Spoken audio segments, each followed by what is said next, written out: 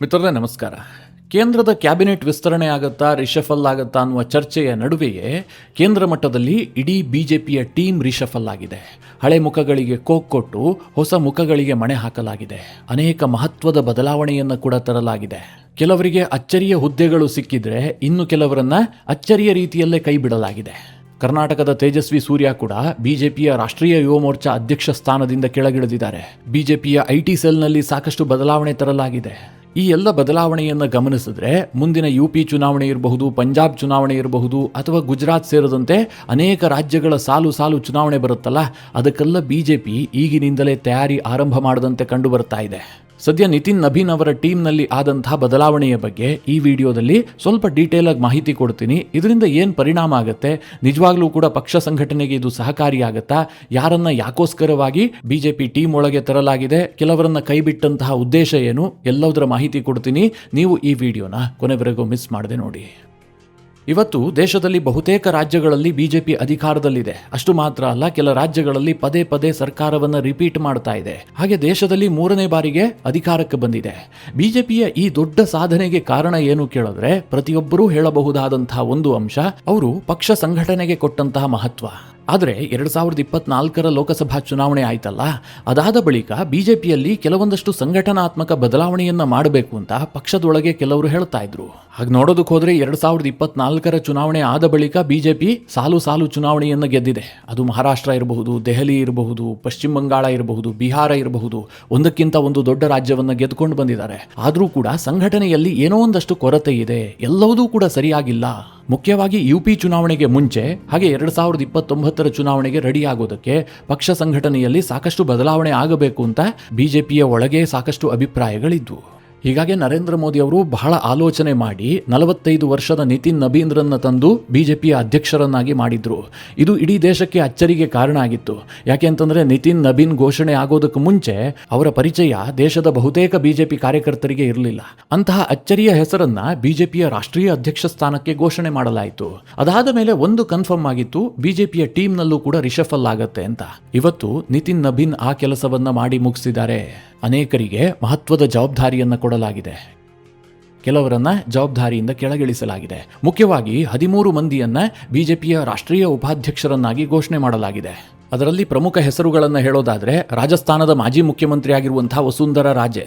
ಇವರು ಕಳೆದ ಬಾರಿ ರಾಜಸ್ಥಾನದಲ್ಲಿ ಅಧಿಕಾರಕ್ಕೆ ಬಂದಂತಹ ಸಂದರ್ಭದಲ್ಲಿ ಮತ್ತೆ ಮುಖ್ಯಮಂತ್ರಿ ಆಗುವ ಕನಸನ್ನು ಕಾಣ್ತಾ ಇದ್ರು. ಆದರೆ ಬಿಜೆಪಿಯ ಹೈಕಮಾಂಡ್ ಅದಕ್ಕೆ ಒಲವು ತೋರಿಸಿರಲಿಲ್ಲ. ವಸುಂಧರಾ ರಾಜೆಯನ್ನ ಪಕ್ಕಕ್ಕೆ ಸರಿಸಿ ಭಜನ್ ಲಾಲ್ರನ್ನ ಮುಖ್ಯಮಂತ್ರಿಯಾಗಿ ಘೋಷಣೆ ಮಾಡಲಾಗಿತ್ತು. ಇದು ರಾಜಸ್ಥಾನದಲ್ಲಿ ಸ್ವಲ್ಪ ಅಸಮಾಧಾನಕ್ಕೂ ಕೂಡ ಕಾರಣ ಆಗಿತ್ತು. ವಸುಂಧರಾ ರಾಜೆ ಎಲ್ಲಿ ಪಕ್ಷದ ವಿರುದ್ಧ ಹೋಗ್ಬಿಡ್ತಾರೋ ಈ ಆತಂಕ ಇತ್ತು. ಯಾಕೆ ಕೇಳಿದ್ರೆ, ವಸುಂಧರಾ ರಾಜೆ ರಾಜಸ್ಥಾನದ ಬಿಜೆಪಿಯಲ್ಲಿ ಪ್ರಶ್ನಾತೀತ ನಾಯಕಿ. ಕರ್ನಾಟಕದಲ್ಲಿ ಹೇಗೆ ಬಿಜೆಪಿ ಅಂತಂದ್ರೆ ಯಡಿಯೂರಪ್ಪ ಅನ್ನುವಂತಹ ಸ್ಥಿತಿ ಇದೆಯೋ, ಅದೇ ಪರಿಸ್ಥಿತಿ ರಾಜಸ್ಥಾನದಲ್ಲೂ ಕೂಡ ಇತ್ತು. ವಸುಂಧರಾ ರಾಜೆಯನ್ನ ಕೇಂದ್ರದಲ್ಲಿ ಮಂತ್ರಿ ಮಾಡಲಾಗುತ್ತೆ ಅನ್ನುವಂತಹ ಊಹಾಪೋಹಗಳಿದ್ವು. ಬಿಜೆಪಿ ರಾಷ್ಟ್ರೀಯ ಅಧ್ಯಕ್ಷ ಸ್ಥಾನಕ್ಕೂ ಕೂಡ ವಸುಂಧರಾ ರಾಜೆ ಅವರ ಹೆಸರು ಕೇಳಿಬಂದಿತ್ತು. ಅಂತಿಮವಾಗಿ ಅವರನ್ನು ಉಪಾಧ್ಯಕ್ಷರನ್ನಾಗಿ ಘೋಷಣೆ ಮಾಡಲಾಗಿದೆ. ಹಾಗೆ ರಾಮ್ ಮಾಧವ್, RSS ನ ಪ್ರಚಾರಕ, ಜೊತೆಗೆ ಪಕ್ಷ ಸಂಘಟನೆಯಲ್ಲಿ ಬಹಳ ವರ್ಷಗಳ ಕಾಲದಿಂದಲೂ ಕೂಡ ಇರುವ ವ್ಯಕ್ತಿ, ಅವರನ್ನೀಗ ಬಿಜೆಪಿಯ ರಾಷ್ಟ್ರೀಯ ಉಪಾಧ್ಯಕ್ಷರನ್ನಾಗಿ ನೇಮಕ ಮಾಡಲಾಗಿದೆ. ಜೊತೆಗೆ ಬೈಜಯಂತಿ ಪಾಂಡಾ, ಆಂಧ್ರ ಪ್ರದೇಶದ ಪುರಂದೇಶ್ವರಿ, ರೇಖಾ ವರ್ಮಾ, ಭಾರತಿ ಪ್ರವೀಣ್, ಎಂ ನಾಗರಾಜ್, ತಾರಿಕ್ ಮನ್ಸೂರ್ ಇವರೆಲ್ಲರನ್ನೂ ಕೂಡ ಪಕ್ಷದ ಉಪಾಧ್ಯಕ್ಷರನ್ನಾಗಿ ನೇಮಕ ಮಾಡಲಾಗಿದೆ. ಒಟ್ಟು 13 ಉಪಾಧ್ಯಕ್ಷರುಗಳಿದ್ದಾರೆ. ಅದರಲ್ಲಿ 6 ಜನ ಮಹಿಳಾ ಉಪಾಧ್ಯಕ್ಷರಿದ್ದಾರೆ.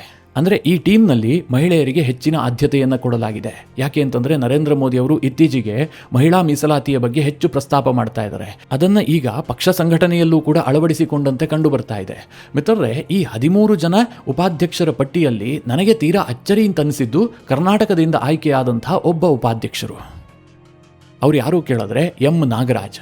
ಬಹುತೇಕರಿಗೆ ಇವರ ಪರಿಚಯ ಇರಲಿಕ್ಕಿಲ್ಲ, ಕೆಲವರಿಗೆ ನೆನಪಿರಬಹುದು. ಮೊನ್ನೆ ತಾನೇ ನಡೆದಂತಹ ರಾಜ್ಯಸಭಾ ಚುನಾವಣೆಯಲ್ಲಿ ಎಂ ನಾಗರಾಜ್ ಕರ್ನಾಟಕದಿಂದ ಬಿಜೆಪಿಯ ರಾಜ್ಯಸಭಾ ಸದಸ್ಯರಾಗಿ ಆಯ್ಕೆಯಾದರು. ಎಂ ನಾಗರಾಜ್ ಎಲೆಮರೆಕಾಯಿ, ಪಕ್ಷ ಸಂಘಟನೆಯಲ್ಲಿದ್ರೂ ಕೂಡ ಹೆಚ್ಚಿನ ಜನರಿಗೆ ಗೊತ್ತಿಲ್ಲ, ತುಂಬಾ ಅಗ್ರೆಸಿವ್ ಆದಂತಹ ರಾಜಕಾರಣಿ ಅಲ್ಲ. ಆದರೆ ದಿಢೀರಂತ ಇವರಿಗೆ ಅದೃಷ್ಟ ಕುಲಾಯಿಸೋದಕ್ಕೆ ಶುರುವಾಗಿದೆ. ಏಕಾಏಕಿಯಾಗಿ ರಾಜ್ಯಸಭಾ ಸದಸ್ಯರಾದರು. ಈಗ ರಾಷ್ಟ್ರೀಯ ಉಪಾಧ್ಯಕ್ಷರಂತಹ ಪ್ರತಿಷ್ಠಿತ ಹುದ್ದೆಯೂ ಕೂಡ ಸಿಕ್ತು. ಏನಿದು ಲೆಕ್ಕಾಚಾರ? ಕರ್ನಾಟಕದಲ್ಲಿ ಬೇರೆ ಬೇರೆ ದೊಡ್ಡ ದೊಡ್ಡ ನಾಯಕರಿದ್ದಾರೆ, ಅವರನ್ನೆಲ್ಲ ಬದಿಗೆ ಸರಿಸಿ ಹೊರತುಪಡಿಸಿ ಎಂ ನಾಗರಾಜನ್ನ ಆಯ್ಕೆ ಮಾಡೋದಕ್ಕೆ ಕಾರಣ ಏನು? ಈ ಪ್ರಶ್ನೆಯನ್ನ ಕೇಳಿದ್ದೆ. ಆದರೆ ಇದರ ಹಿಂದೆ ಜಾತಿ ರಾಜಕಾರಣ ಇದೆ. ಕುರುಬ ಸಮುದಾಯದ ಸಿದ್ದರಾಮಯ್ಯನವರು ಅಧಿಕಾರದಿಂದ ಇಳಿದ ಬಳಿಕ ಕಾಂಗ್ರೆಸ್ನ ಜೊತೆಗಿದ್ದಂತಹ ಕುರುಬ ಸಮುದಾಯದ ವೋಟ್ಗಳೇನಿದಾವೆ ಅದು ಸ್ವಲ್ಪ ಡಿಸ್ಟರ್ಬ್ ಆಗಿದೆ. ಮುಂದಿನ ಚುನಾವಣೆಯಲ್ಲಿ ಕುರುಬ ಸಮುದಾಯ ಏಕಪಕ್ಷೀಯವಾಗಿ ಕಾಂಗ್ರೆಸ್ಗೆ ವೋಟ್ ಮಾಡ್ತಾರೆ ಅಂತ ಹೇಳೋದಕ್ಕೆ ಸಾಧ್ಯ ಇಲ್ಲ. ಅದನ್ನ ಸೆಳೆಯೋದಕ್ಕೋಸ್ಕರವಾಗಿ ಬಿಜೆಪಿ ಒಂದು ರೀತಿಯಲ್ಲಿ ಯತ್ನ ಮಾಡ್ತಾ ಇದೆ. ಅದೇ ಕಾರಣಕ್ಕೋಸ್ಕರವಾಗಿ ಕುರುಬ ಸಮುದಾಯಕ್ಕೆ ಸೇರಿದಂತಹ ಎಂ ನಾಗರಾಜ್ ಅವರಿಗೆ ರಾಷ್ಟ್ರೀಯ ಉಪಾಧ್ಯಕ್ಷ ಸ್ಥಾನವನ್ನ ಕೊಡಲಾಗಿದೆ. ಇದೇನೋ ದೊಡ್ಡ ತಂತ್ರಗಾರಿಕೆ ಅಂತ ನನಗನ್ಸಿಲ್ಲ. ಬಿಜೆಪಿಯಲ್ಲಿದ್ದಂತಹ ದೊಡ್ಡ ಪ್ರಮಾಣದ ಕುರುಬ ನಾಯಕ ಅಂತಂದ್ರೆ ಅದು ಈಶ್ವರಪ್ಪನವರು. ಅವರನ್ನೇ ಪಕ್ಷದಿಂದ ಹೊರ ಹಾಕಿಬಿಟ್ಟು ಇನ್ಯಾರನ್ನೋ ತಂದು ನಾಯಕ ಮಾಡ್ತೀನಿ, ಅವರಿಗೆ ಸ್ಥಾನಮಾನ ಕೊಡ್ತೀನಿ, ಆ ಮೂಲಕವಾಗಿ ವೋಟ್ ಸೆಳಿತೀನಿ ಅಂತಂದ್ರೆ ಅದರಲ್ಲೇನೋ ದೊಡ್ಡ ಮಟ್ಟದ ಲಾಜಿಕ್ ಇದೆ ಅಂತ ನನಗನ್ನಿಸ್ತಾ ಇಲ್ಲ. ಗೊತ್ತಿಲ್ಲ, ಇದು ವರ್ಕೌಟ್ ಆದ್ರೂ ಆಗಬಹುದೇನೋ. ಇನ್ನು ಕರ್ನಾಟಕದ BL ಸಂತೋಷ್ ಅವರು 2019 ಬಿಜೆಪಿಯ ರಾಷ್ಟ್ರೀಯ ಸಂಘಟನಾ ಕಾರ್ಯದರ್ಶಿಯಾಗಿ ಕೆಲಸ ಮಾಡ್ತಾ ಇದ್ರು. ಇವರು ಮೂಲತಃ RSSನ ಪ್ರಚಾರಕ. ಬಿಜೆಪಿಯ ಸಂಪ್ರದಾಯದ ಪ್ರಕಾರ ಪಕ್ಷದ ಸಂಘಟನಾ ಕಾರ್ಯದರ್ಶಿಯಾಗುವಂತಹದ್ದು RSSನವರೇ. ಈ ಬಾರಿ ಸಂತೋಷ್ ಅವರನ್ನ ಬದಲಾಯಿಸಬಹುದೇನೋ ಅನ್ನುವಂತಹ ಸುದ್ದಿಗಳಿದ್ವು. ಆದರೆ ಆ ಕೆಲಸಕ್ಕೆ ಬಿಜೆಪಿ ಮುಂದಾಗಿಲ್ಲ. BL ಸಂತೋಷ್ ಅವರನ್ನೇ ರಾಷ್ಟ್ರೀಯ ಸಂಘಟನಾ ಕಾರ್ಯದರ್ಶಿಯಾಗಿ ಮುಂದುವರೆಸಲಾಗಿದೆ. ಹಾಗೆ ಒಟ್ಟು 8 ರಾಷ್ಟ್ರೀಯ ಪ್ರಧಾನ ಕಾರ್ಯದರ್ಶಿಗಳನ್ನ ಘೋಷಣೆ ಮಾಡಲಾಗಿದೆ. ಬಿಜೆಪಿಯಲ್ಲಿ ಅಧ್ಯಕ್ಷರಾದ ಬಳಿಕ ಅತ್ಯಂತ ಇಂಪಾರ್ಟೆಂಟ್ ಆದಂತಹ ಹುದ್ದೆ ಅಂತಂದ್ರೆ ನ್ಯಾಷನಲ್ ಜನರಲ್ ಸೆಕ್ರೆಟರಿ ಆರ್ಗನೈಸೇಷನ್. ಅದರ ನೆಕ್ಸ್ಟ್ ಬರುವಂತಹದ್ದೇ ಈ ರಾಷ್ಟ್ರೀಯ ಪ್ರಧಾನ ಕಾರ್ಯದರ್ಶಿಗಳ ಹುದ್ದೆ. ಬಿಜೆಪಿ ಈ ಹುದ್ದೆಗಳಿಗೆ ಬಹಳ ಪ್ರಾಶಸ್ತ್ಯವನ್ನ ಕೊಡುತ್ತೆ. ಯಾಕೆ ಕೇಳಿದ್ರೆ ಪಕ್ಷ ಸಂಘಟನೆಯಲ್ಲಿ ಇವರಿಗೆ ಮಹತ್ವದ ಜವಾಬ್ದಾರಿಗಳಿರ್ತವೆ. ಈ ಹುದ್ದೆಗೆ ಒಟ್ಟು 8 ಜನರ ನೇಮಕ ಆಗಿದೆ. ಮುಖ್ಯವಾಗಿ ವಿನೋದ್ ತಾವ್ಡೆ, ಈ ಹಿಂದೆಯೂ ಕೂಡ ಇವರು ರಾಷ್ಟ್ರೀಯ ಪ್ರಧಾನ ಕಾರ್ಯದರ್ಶಿಗಳಾಗಿದ್ರು, ಅವರನ್ನು ಮುಂದುವರೆಸಲಾಗಿದೆ. ಸುನಿಲ್ ಬನ್ಸಲ್, ಇವರು ಅಮಿತ್ ಶಾಗೆ ಅತ್ಯಂತ ಆಪ್ತವಾಗಿರುವಂತಹ ನಾಯಕ. ಉತ್ತರ ಪ್ರದೇಶ ಚುನಾವಣೆಯಲ್ಲಿ ಸಾಕಷ್ಟು ಅನುಭವ ಇರುವಂತಹ ನಾಯಕನೂ ಕೂಡ ಹೌದು. ಅವರನ್ನು ಕೂಡ ಜನರಲ್ ಸೆಕ್ರೆಟರಿಯಾಗಿ ಮುಂದುವರೆಸಲಾಗಿದೆ. ಹಾಗೆ ಸ್ಮೃತಿ ಇರಾನಿ ಅವರಿಗೆ ರಾಷ್ಟ್ರೀಯ ಪ್ರಧಾನ ಕಾರ್ಯದರ್ಶಿ ಹುದ್ದೆಯನ್ನು ಕೊಡಲಾಗಿದೆ. ಇದು ಸ್ವಲ್ಪ ಅಚ್ಚರಿಯೇ. 2024 ಲೋಕಸಭಾ ಚುನಾವಣೆಯಲ್ಲಿ ಸ್ಮೃತಿ ಇರಾನಿ ಸೋಲ್ತಿದ್ದ ಹಾಗೆ ಅವರನ್ನ ಪಕ್ಷ ಸ್ವಲ್ಪ ಸೈಡ್ ಲೈನ್ ಮಾಡಿತ್ತು. ಅವರು ದೆಹಲಿ ಚುನಾವಣೆಯಲ್ಲಿ ಓಡಾಡಿದ್ರು, ಬಿಹಾರ, ಬಂಗಾಳದ ಚುನಾವಣೆಯಲ್ಲೂ ಕೂಡ ಸಾಕಷ್ಟು ಕೆಲಸ ಮಾಡಿದ್ರು. ಆದರೂ ಕೂಡ ಪಕ್ಷ ಅವರನ್ನ ಸೀರಿಯಸ್ ಆಗಿ ತೆಗೆದುಕೊಂಡಿದೆ ಅಂತ ಅನಿಸ್ತಾ ಇರಲಿಲ್ಲ. ಆದರೆ ಸ್ಮೃತಿ ಇರಾನಿಗೆ ದಿಢೀರಂತ ಅದೃಷ್ಟ ಕುಲಾಯಿಸಿದೆ. ರಾಷ್ಟ್ರೀಯ ಪ್ರಧಾನ ಕಾರ್ಯದರ್ಶಿ ಅಂತ ಮಹತ್ವದ ಹುದ್ದೆ ಸಿಕ್ಕಿದೆ. ಹಾಗೆ 16 ಮಂದಿ ರಾಷ್ಟ್ರೀಯ ಕಾರ್ಯದರ್ಶಿಗಳ ನೇಮಕ ಮಾಡಲಾಗಿದೆ. ಇದರಲ್ಲಿ ಒಂದು ತೀರಾ ಅಚ್ಚರಿ ಇದೆ. ಅದೇನು ಕೇಳಿದ್ರೆ, ಇತ್ತೀಚೆಗೆ ಆಮ್ ಆದ್ಮಿ ಪಕ್ಷದಿಂದ 7 ಜನ ರಾಜ್ಯಸಭಾ ಸದಸ್ಯರು ಬಿಜೆಪಿಯನ್ನ ಸೇರ್ಪಡೆಗೊಂಡ್ರು. ಅದರಲ್ಲಿ ಸಂದೀಪ್ ಪಾಠಕ್ ಕೂಡ ಇದ್ರು. ಇವರು ಬಿಜೆಪಿಯನ್ನ ಸೇರಿದ ದಿನವೇ ನಿಮಗೊಂದು ಮಾತು ಹೇಳಿದ್ದೆ, ಇವರು ಆಮ್ ಆದ್ಮಿ ಪಕ್ಷದ ಮಾಸ್ಟರ್ ಮೈಂಡ್ ಅಂತ. ಕೇಜ್ರಿವಾಲ್ಗೆ ಅತ್ಯಂತ ಆಪ್ತವಾಗಿದ್ದಂಥವರು. ಈ ಹಿಂದೆ 2022ರಲ್ಲಿ ಪಂಜಾಬ್ನಲ್ಲಿ ಆಮ್ ಆದ್ಮಿ ಪಕ್ಷ ಅಧಿಕಾರಕ್ಕೆ ಬರುವಲ್ಲಿ ಇವರ ಪಾತ್ರವೇ ನಿರ್ಣಾಯಕ. ಇವರು ಬಹಳ ದೊಡ್ಡ ರೋಲ್ ಪ್ಲೇ ಮಾಡಿದ್ರು. ಯಾವಾಗ ಬಿಜೆಪಿ ಈ ಸಂದೀಪ್ ಪಾಠಕ್ಗೆ ಗಾಳ ಹಾಕ್ತೋ ಆಗ್ಲೇ ಈ ಅರವಿಂದ್ ಕೇಜ್ರಿವಾಲ್ ತೀರಾ ಕಸಿವಿಸಿಗೊಳಗಾಗಿದ್ದು. ನರೇಂದ್ರ ಮೋದಿಗೆ ಏನಾದ್ರೂ ಮಾಡಿ ಬ್ರೇಕ್ ಹಾಕಬೇಕು ಅಂತ ಈಗ ಅನೇಕ ರೀತಿಯಲ್ಲಿ ಅನೇಕ ಮುಖವಾಡವನ್ನು ತೊಟ್ಕೊಂಡು ಆಮ್ ಆದ್ಮಿ ಪಕ್ಷದವರು ಬರ್ತಾ ಇದಾರಲ್ಲ. ಈ ಜಿರಳೆ ಪಕ್ಷ ಇರಬಹುದು, ಇತ್ತೀಚೆಗೆ ಜಂತರ್ ಮಂತರ್ ಹೋರಾಟ ಇರಬಹುದು, ಇದೆಲ್ಲವೂ ಕೂಡ ಈ ಬೆಳವಣಿಗೆ ಆದ ನಂತರ ನಡೆದಿದ್ದು. ಅಂದ್ರೆ ಈ ಸಂದೀಪ್ ಪಾಠಕ್ ಬಿಜೆಪಿಗೆ ಸೇರ್ಪಡೆ ಆಗ್ತಿದ್ದಂತೆ ಅರವಿಂದ್ ಕೇಜ್ರಿವಾಲ್ಗೆ ಮನವರಿಕೆ ಆಯಿತು, ಬಿಜೆಪಿ ನೆಕ್ಸ್ಟ್ ಟಾರ್ಗೆಟ್ ಮಾಡುವಂತಹದ್ದೇ ಪಂಜಾಬನ್ನ. ಪಂಜಾಬ್ನಲ್ಲಿ ನಮ್ಮನ್ನ ಅಧಿಕಾರದಿಂದ ಇಳಿಸೋದಕ್ಕೆ ಇವರು ಪೂರ್ಣ ಪ್ರಮಾಣದಲ್ಲಿ ಶಕ್ತಿ ಪ್ರಯೋಗ ಮಾಡ್ತಾರೆ ಅಂತ. ಈಗ ಇನ್ನೂ ಅಚ್ಚರಿ ಏನು ಕೇಳಿದ್ರೆ, ಈ ಸಂದೀಪ್ ಪಾಠಕ್ಗೆ ಬಿಜೆಪಿಯ ರಾಷ್ಟ್ರೀಯ ಕಾರ್ಯದರ್ಶಿ ಹುದ್ದೆಯನ್ನು ಕೊಡಲಾಗಿದೆ. ಹಾಗೆ ಕರ್ನಾಟಕದವರು ಜೊತೆಗೆ ಬೆಂಗಳೂರು ದಕ್ಷಿಣ ಲೋಕಸಭಾ ಕ್ಷೇತ್ರದ ಸಂಸದರು ಆಗಿರುವಂತಹ ತೇಜಸ್ವಿ ಸೂರ್ಯ ಬಿಜೆಪಿಯ ರಾಷ್ಟ್ರೀಯ ಯುವ ಮೋರ್ಚಾದ ಅಧ್ಯಕ್ಷರಾಗಿ ಕೆಲಸ ಮಾಡ್ತಾ ಇದ್ರು. ಈಗ ಅವರಿಗೂ ಕೂಡ ಕೋಕ್ ಕೊಡಲಾಗಿದೆ. ಅವರ ಬದಲಿಗೆ ಹೇಮಾಂಗ್ ಜೋಶಿ ಇವರನ್ನ ಯುವ ಮೋರ್ಚಾದ ಅಧ್ಯಕ್ಷರನ್ನಾಗಿ ನೇಮಕ ಮಾಡಲಾಗಿದೆ. ಹೇಮಾಂಗ್ ಜೋಶಿ ಗುಜರಾತ್ನವರು, ವಡೋದರಾದ ಎಂಪಿಯೂ ಕೂಡ ಹೌದು. ಇವರಿಗೆ ಯುವ ಮೋರ್ಚಾದ ಜವಾಬ್ದಾರಿ ಕೊಡಲಾಗಿದೆ. ಅಮಿತ್ ಶಾ ಇವರ ಮೇಲೆ ಸಾಕಷ್ಟು ನಿರೀಕ್ಷೆಯನ್ನು ಇಟ್ಟುಕೊಂಡಿದ್ದಾರೆ. ಹೇಮಾಂಗ್ ಜೋಶಿ ಅವರ ಆಯ್ಕೆಯನ್ನು ಸ್ವತಃ ಅಮಿತ್ ಶಾ ಅವರೇ ಮಾಡಿದ್ದಾರೆ ಅಂತ ಹೇಳಲಾಗ್ತಾ ಇದೆ.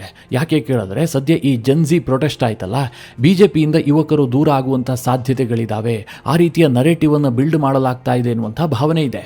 ಅದನ್ನು ಸರಿದೂಗಿಸಬೇಕಾದ್ರೆ ಬಿಜೆಪಿಯ ಯುವ ಮೋರ್ಚಾ ಹೆಚ್ಚು ಕೆಲಸ ಮಾಡಬೇಕು, ಯುವಕರನ್ನ ಸೆಳೆಯುವಂತಹ ಕೆಲಸ ಆಗಬೇಕು. ಹೀಗಾಗಿ ಹೇಮಾಂಗ್ ಜೋಶಿ ಅವರಿಗೆ ಯುವ ಮೋರ್ಚಾದ ಅಧ್ಯಕ್ಷ ಸ್ಥಾನವನ್ನು ಕೊಡಲಾಗಿದೆ ಎನ್ನುವಂತಹ ಮಾತುಗಳಿದ್ದಾವೆ. ನೋಡಬೇಕು ಈ ಎಕ್ಸ್ಪೆರಿಮೆಂಟ್ ಎಲ್ಲ ಎಷ್ಟರ ಮಟ್ಟಿಗೆ ವರ್ಕೌಟ್ ಆಗುತ್ತೆ ಅಂತ. ಇನ್ನೊಂದು ಇಂಪಾರ್ಟೆಂಟ್ ಬೆಳವಣಿಗೆ ಏನು ಕೇಳಿದ್ರೆ, ಬಿಜೆಪಿಯ IT ಸೆಲ್ ಕೂಡ ಟೋಟಲಿ ಬದಲಾಗಿದೆ. 2014ರಿಂದಲೂ ಕೂಡ ರಾಜಕೀಯದಲ್ಲಿ ಸೋಷಿಯಲ್ ಮೀಡಿಯಾ ವಾರ್ಫೇರ್ ಏನಿತ್ತು, ಇದನ್ನ ಬಿಜೆಪಿ ಬಹಳ ಯಶಸ್ವಿಯಾಗಿ ತನ್ನ ಹಿಡಿತದಲ್ಲಿಟ್ಕೊಂಡಿತ್ತು. ಆದರೆ ಇತ್ತೀಚಿನ ದಿನಗಳಲ್ಲಿ ವಿರೋಧಿಗಳ ನರೇಟಿವ್ ಬಿಲ್ಡಿಂಗ್ ಮುಂದೆ ಬಿಜೆಪಿಯ IT ಸೆಲ್ ಸ್ವಲ್ಪ ಮಂಕಾಗಿ ಕಾಣಿಸ್ತಾ ಇತ್ತು. ದೊಡ್ಡ ಮಟ್ಟದ ಫೇಲ್ಯೂರ್ ಅಂತಾನೆ ಹೇಳಬೇಕು. ಹೀಗಾಗಿ ಬಿಜೆಪಿಯ IT ಸೆಲ್ ಅನ್ನು ನಿಭಾಯಿಸುತ್ತಿದ್ದಂತಹ ಅಮಿತ್ ಮಾಳವಿಯಾಗೆ ಕೋಕ್ ಕೊಟ್ಟು ದೀಪಕ್ ಮಾಸ್ಕೆ ಅವರಿಗೆ IT ಸೆಲ್ ಮುಖ್ಯಸ್ಥ ಹೊಣೆಗಾರಿಕೆಯನ್ನ ಕೊಡಲಾಗಿದೆ. ಇದರ ಜೊತೆಗೆ ಬಿಜೆಪಿಯ ರಾಷ್ಟ್ರೀಯ ಖಜಾಂಚಿಯಾಗಿ ಪಿಯೂಷ್ ಗೋಯಲ್ ಅವರನ್ನ ನೇಮಕ ಮಾಡಲಾಗಿದೆ. ಇದರ ಬಗ್ಗೆ ಮಾಧ್ಯಮಗಳಲ್ಲಿ ನಾನಾ ರೀತಿಯ ವಿಶ್ಲೇಷಣೆಗಳು ಕೇಳಿಬರ್ತಾ ಇದ್ದಾವೆ. ಪಿಯೂಷ್ ಗೋಯಲ್ ಅವರನ್ನ ಕ್ಯಾಬಿನೆಟ್ನಿಂದ ಕೈ ಬಿಡ್ತಾರೆ. ಕಾರಣ ಏನು ಕೇಳಿದ್ರೆ, ಬಿಜೆಪಿಯಲ್ಲಿ ಒಂದು ನಿಯಮ ಇದೆ, ಒಬ್ಬರಿಗೆ ಒಂದೇ ಹುದ್ದೆ ಅಂತ. ಪಕ್ಷ ಸಂಘಟನೆಯಲ್ಲಿದ್ದವರು ಸರ್ಕಾರದಲ್ಲಿರೋದಿಲ್ಲ, ಸರ್ಕಾರದಲ್ಲಿರುವಂಥವರು ಪಕ್ಷ ಸಂಘಟನೆಯಲ್ಲಿರೋದಿಲ್ಲ. ಆ ರೀತಿಯಾಗಿ ಬಿಜೆಪಿ ಒಂದು ನಿಯಮ ಮಾಡಿಕೊಂಡಿದೆ. ಸದ್ಯ ಪಿಯೂಷ್ ಗೋಯಲ್ ಅವರು ಬಿಜೆಪಿಯ ಖಜಾಂಚಿಯಾಗಿ ನೇಮಕಗೊಂಡಿರೋದ್ರಿಂದಾಗಿ ಅವರ ಸಚಿವ ಸ್ಥಾನ ತೆರವಾಗಬಹುದು. ಹೀಗೊಂದು ಮಾತು ಕೇಳಿಬರ್ತಾ ಇದೆ. ಕೆಲ ಮಾಧ್ಯಮಗಳಲ್ಲೂ ಕೂಡ ಈ ಬಗ್ಗೆ ಸುದ್ದಿ ಆಗ್ತಾ ಇದ್ದಾವೆ. ಆದ್ರೆ ಮಿತ್ರರೇ, ನನ್ನ ವೈಯಕ್ತಿಕ ಅಭಿಪ್ರಾಯದ ಪ್ರಕಾರ ಪಿಯೂಷ್ ಗೋಯಲ್ ಮಂತ್ರಿಮಂಡಲದಿಂದ ಡ್ರಾಪ್ ಔಟ್ ಆಗುವಂತಹ ಸಾಧ್ಯತೆ ತೀರಾ ಕಡಿಮೆ. ಅವರಿಗೆ ಮಹತ್ವದ ಜವಾಬ್ದಾರಿ ಇದೆ. ಅವರು ಕೇಂದ್ರದ ಕಾಮರ್ಸ್ ಮಿನಿಸ್ಟರ್. ಭಾರತ ಮತ್ತು ಅನೇಕ ದೇಶಗಳ ನಡುವೆ ಈ ವ್ಯಾಪಾರ ಒಪ್ಪಂದಗಳಾದವಲ್ಲ, ಅದರಲ್ಲಿ ಬಹಳ ನಿರ್ಣಾಯಕ ಪಾತ್ರ ವಹಿಸುವಂತಹದ್ದೇ ಪಿಯೂಷ್ ಗೋಯಲ್. ಒಂದು ರೀತಿಯಲ್ಲಿ ಹೇಳಬೇಕು ಅಂತಂದ್ರೆ, ಭಾರತದ ವ್ಯಾಪಾರ ನೀತಿಯಲ್ಲಿ ಮೋದಿಯವರ ರೈಟ್ ಹ್ಯಾಂಡ್ ಇವರು. ತೀರಾ ಇಂಪಾರ್ಟೆಂಟ್ ಮಿನಿಸ್ಟ್ರಿಯನ್ನು ನಿಭಾಯಿಸುವಂತಹ ವ್ಯಕ್ತಿ. ಅವರನ್ನ ಕ್ಯಾಬಿನೆಟ್ನಿಂದ ಕೈ ಬಿಡ್ತಾರೆ ಅಂತ ನನಗನ್ನಿಸ್ತಾ ಇಲ್ಲ. ಯಾಕೆ ಕೇಳಿದ್ರೆ, ಈ ಬಿಜೆಪಿಯ ಖಜಾಂಚಿ ಹುದ್ದೆಯನ್ನ ಈ ಹಿಂದಿನಿಂದಲೂ ಕೂಡ ಒಂದು ರೀತಿಯಲ್ಲಿ ಪಿಯೂಷ್ ಗೋಯಲ್ ಅವರೇ ನಿಭಾಯಿಸ್ತಾ ಇದ್ರು. ಅವರು ಅಧಿಕೃತವಾಗಿ ಸ್ಥಾನಮಾನವನ್ನ ಪಡೆದೇ ಇದ್ರೂ ಕೂಡ ಈ ಜವಾಬ್ದಾರಿಯನ್ನು ನಿಭಾಯಿಸ್ತಾ ಇದ್ರು. ಕಾರಣ ಏನು ಕೇಳಿದ್ರೆ, ಅವರೊಬ್ಬ ಚಾರ್ಟೆಡ್ ಅಕೌಂಟೆಂಟ್. ಈಗ ಅವರಿಗೆ ಅಧಿಕೃತವಾಗಿ ಆ ಜವಾಬ್ದಾರಿ ಕೊಟ್ಟಿದ್ದಾರಷ್ಟೇ. ಹಾಗಂದ ಮಾತ್ರಕ್ಕೆ ಅವರನ್ನ ಕ್ಯಾಬಿನೆಟ್ನಿಂದ ಕೈ ಬಿಡ್ತಾರೆ ಅಂತ ವಿಶ್ಲೇಷಣೆ ಮಾಡೋದಿದೆಯಲ್ಲ, ಅದು ತಪ್ಪಾಗುತ್ತೆ. ಬಿಜೆಪಿಯ ಟೀಮ್ ಏನೋ ಹೊಸದಾಗಿ ರಚನೆ ಆಯಿತು, ಸರ್ಕಾರದ ಕತೆ ಏನು? ನರೇಂದ್ರ ಮೋದಿ ಅವರ ಟೀಮ್ ಏನಾದರೂ ಬದಲಾಗುತ್ತಾ ಕೇಳಿದ್ರೆ, ಆ ರೀತಿಯ ಚರ್ಚೆಗಳು ಕೂಡ ಇದಾವೆ. ಆದಷ್ಟು ಶೀಘ್ರದಲ್ಲಿ ಕೇಂದ್ರದ ಕ್ಯಾಬಿನೆಟ್ ವಿಸ್ತರಣೆ ಆಗತ್ತೆ ಅಂತ. ಕೆಲ ಹಿರಿಯ ಸಚಿವರುಗಳನ್ನ ಕೈಬಿಟ್ಟು ಹೊಸ ಮುಖಗಳಿಗೆ ಮಣೆ ಹಾಕುವಂತ ಸಾಧ್ಯತೆಗಳಿದಾವೆ ಅಂತ. ಒಟ್ಟಿನಲ್ಲಿ ಉತ್ತರ ಪ್ರದೇಶ, ಪಂಜಾಬ್, ಗುಜರಾತ್ನಂತಹ ಮಹತ್ವದ ಚುನಾವಣೆಯನ್ನ ಮುಂದಿಟ್ಟುಕೊಂಡು ಬಿಜೆಪಿ ತನ್ನ ಟೀಮ್ ಅನ್ನ ರಿಷಫಲ್ ಮಾಡಿದೆ, ಹೊಸ ಮುಖಗಳನ್ನ ತಂದಿದೆ. ಇದೆಲ್ಲವೂ ಕೂಡ ಚುನಾವಣೆಯಲ್ಲಿ ಯಾವ ರೀತಿಯಾಗಿ ಪರಿಣಾಮ ಬೀರುತ್ತೆ, ನಿಜವಾಗ್ಲೂ ಕೂಡ ಪಕ್ಷ ಸಂಘಟನೆಗೆ ಸಹಕಾರಿಯಾಗುತ್ತಾ, ಇವರೆಲ್ಲ ಯಾವ ರೀತಿಯಾಗಿ ಕೆಲಸ ಮಾಡ್ತಾರೆ, ಇದೆಲ್ಲದಕ್ಕೂ ಕೂಡ ಕಾಲವೇ ಉತ್ತರ ಕೊಡಬೇಕು. ಈಗಲೇ ಏನೂ ಹೇಳೋದಕ್ಕೆ ಸಾಧ್ಯ ಇಲ್ಲ. ಮಿತ್ರರೇ, ಈ ಎಲ್ಲ ಬೆಳವಣಿಗೆಗಳ ಕುರಿತಾಗಿ ನಿಮ್ಮ ಅನಿಸಿಕೆ, ಅಭಿಪ್ರಾಯಗಳೇನು? ಕಮೆಂಟ್ ಮಾಡುವ ಮೂಲಕ ನಮಗೆ ತಿಳಿಸಿ. ಹಾಗೆ ನಿಮಗೆ ಈ ವಿಡಿಯೋ ಇಷ್ಟವಾದರೆ ಲೈಕ್ ಮಾಡಿ. ಜೊತೆಗೆ ನೀವಿನ್ನೂ ನಿಮ್ಮ ನೆಚ್ಚಿನ ಸಂಸ್ಕಾರ ಸೌರಭ ಯೂಟ್ಯೂಬ್ ಚಾನಲ್ನ ಸಬ್ಸ್ಕ್ರೈಬ್ ಮಾಡಿಲ್ಲ ಅಂತಾದರೆ ಈ ಕೂಡಲೇ ಸಬ್ಸ್ಕ್ರೈಬ್ ಮಾಡಿ. ಮುಂದಿನ ಎಲ್ಲ ಅಪ್ಡೇಟ್ಗಳ ನೋಟಿಫಿಕೇಷನ್ಗಾಗಿ ಬೆಲ್ ಐಕಾನ್ ಒತ್ತಿ.